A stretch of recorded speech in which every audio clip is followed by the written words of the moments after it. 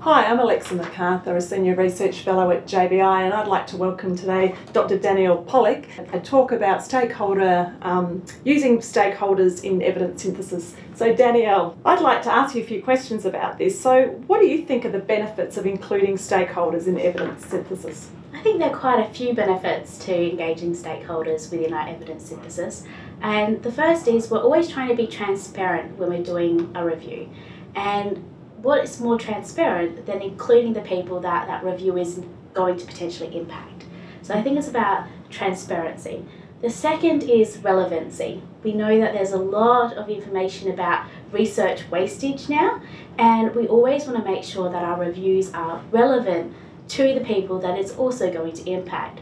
So ensuring that stakeholders are engaged in the process will allow for relevant research questions to be developed, because they matter to the stakeholder. And the third, I think, is this really important point to be able to communicate our findings and our messages that come from the review. And you're going to have stakeholders who will advocate for your research to be included in policies, practice, guidelines. And so it's a great way to communicate not just the findings in the implementation setting, but also within the community as well. So I think there's quite a lot of benefits to stakeholder engagement in evidence synthesis. Yeah, no, thank you. And so how do you see including stakeholders, or how would you include stakeholders in evidence synthesis? That's a very good question, and at this stage there's really no well-defined process. And I think it's really up to the individual research team and of course the resources that are allocated to the reviews. But in an ideal world, we would hopefully see a review committee of stakeholders. Hopefully that review committee has been developed with relationships, a long history potentially of relationships between a research team and a community of stakeholders.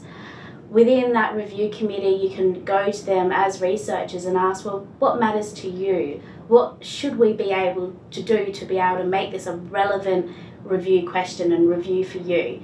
And work with them to be able to develop a research question.